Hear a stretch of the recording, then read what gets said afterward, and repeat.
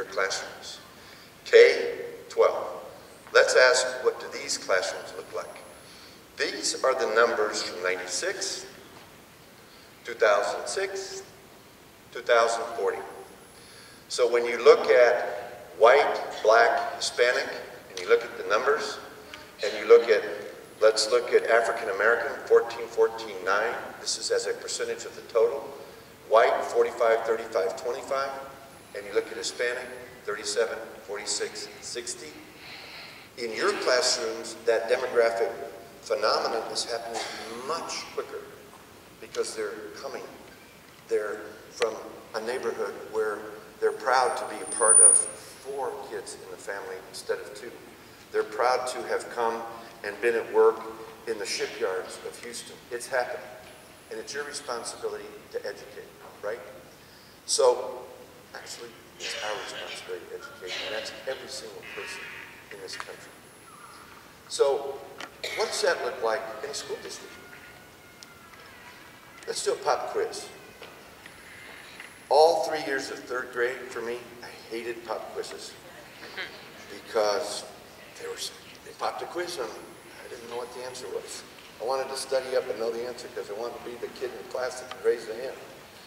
But let's ask this question. I need a volunteer from the Dallas area. Who are my Dallas guys? I'm a volunteer here, okay? Just like in the classroom. What is the population of the Houston ISD? Okay, Houston, tell me. Anyone here from Houston? Más o menos? What's the total population of the Houston ISD student population? Más o menos 248, something like that? Biggest school district by far in Texas, right? That's a lot of kids. You get into Isleta here, what do we got, 49 something? You go 44, you go student population, okay. That's a lot of kids, lot, 4th biggest city in the country. Now, my Dallas friends, what is the white population of the student body in Houston? Your guess. But the percent, so 60 and 240, help me with the math, you know, that's what, 25, something like that. Help me out here, 30? Okay, I got one more guess. Valley, help me out, one of my Valley guys. You guys were cheering a minute ago, now you're afraid of this pop quiz. Help me out. What percentage? You said 30, they're from Dallas, you're from the Valley. What is your guess? 20. I'm gonna get someone from El Paso. Where's my Isleta guys? Someone volunteer, give me a number. Houston ISD, the Anglo population, white population in Houston.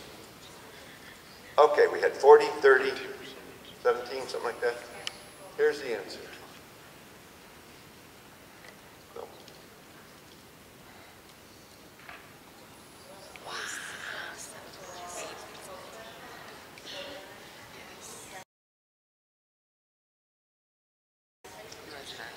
So when these folks in Washington and these folks in Austin talk about change, they don't know what they're talking about.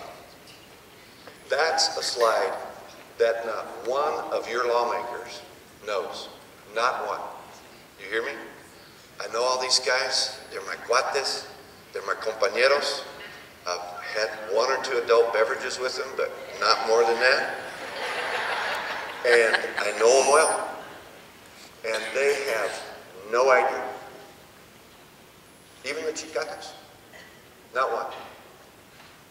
And so if you're on the front line and you're the one that knows what is happening in the classrooms and you've seen that choir from the elementary school in Socorro and you want that young lady that's in your classroom that arrives as a proud English learner to be walking that stage at Harvard or UT or UTEP, then you've got a lot on your shoulders because not only do you have to provide the best education in the world proudly, but you got to educate your lawmakers.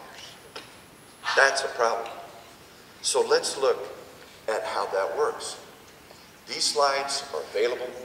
They're on the conference website. Use them. Put them in your wallet. Pop quiz, Marisa, El Paso, Texas. What's the Anglo population of HISD? You're going to get 30, 27, whatever. No idea. Pop quiz, and these are some of my best friends. Joe Moody, they won't know. Pop quiz, Jose, my compañero for 20 years, won't know. I'm talking about the people that are in office now, running for office, want to be your person in Austin, Texas. So whether you're from the Valley or Houston or Dallas or El Paso or the Panhandle, these numbers in the Panhandle are not much different. In Beaumont, you look at it and you look at the effect of the agriculture industry there, particularly Bo Pilgrim, you know exactly what I'm talking about, right? And so you have an obligation to go get these numbers and put them in front of guys and say, guys, I am the future. You want the most valuable job in America? It's me. I'm the one that's changing America. Because you are, right? All right. So how do we change America? Okay. Get this chart. You know how the kids do the little, they put those tattoos on their head and then they walk around? Like you go to a fair and they put a tattoo on their head and they walk around and it'll be a comment or something. Get this tattoo. This is what works. This is what works in learning English in the classrooms. This is the science. There's no doubts about it. This is like walking into NASA and asking them, well, are we going to use a firecracker to send the shuttle up, or do we really need to use that nitro? They say, you know, we gave up firecrackers in 500 BC. We don't use it anymore. And so you go down to Austin, and the buzzword is evidence-based learning. What works? Who in America knows that best? Raise your hand, please.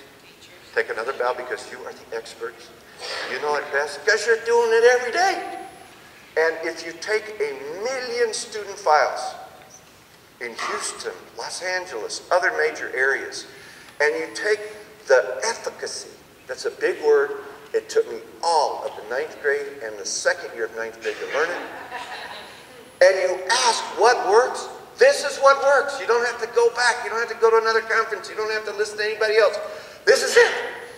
You don't have to go to UTEP and get a master's degree and then try and ask for a job at $45,000, $52,000, whatever, because you already know it. This is it. So I don't know who's going to volunteer here. In school, everybody has to volunteer for something. To make the tattoo, it's not easy. I did it a lot with my daughter in soccer. And put it on your head so that when you're talking to Trey Martinez Fisher, Trey, are you here? And those guys are here from San Antonio, going to say, "Ay, caray, what are you doing with that on your head?" You can say, this is how two-way learners, English learners, learn. You know it. It's not in dispute anymore. What this represents is the guts of the study on what works in learning English.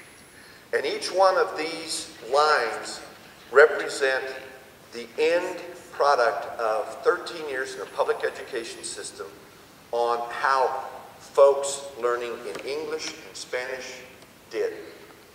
And the amazing output of that is that Johnny at Mesita School, and they're waiting in line to get in the two-way dual language. You can see there's not enough spaces for them, outperforms the other Anglo kid up in Franklin in that system. Why? Because their brains were challenged to be better than they were. You know it. I know it. My English knows it. My English is, by the way, getting better as a result of being a senator. So if you know this, and you're the experts, what have you done today? Trey, are you here? Has anyone come to talk to you?